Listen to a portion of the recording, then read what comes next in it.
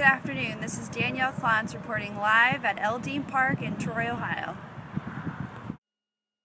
The baseball fields at Dean Park were severely damaged because of this past winter's harsh weather conditions. High floods, strong winds, and tremendous amounts of snowfall has tore down the field's fences and flipped over the bleachers, leaving nothing behind but debris.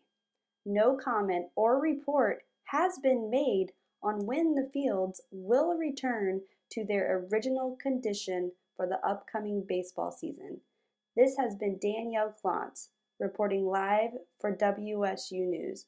Until next time, thank you for tuning in.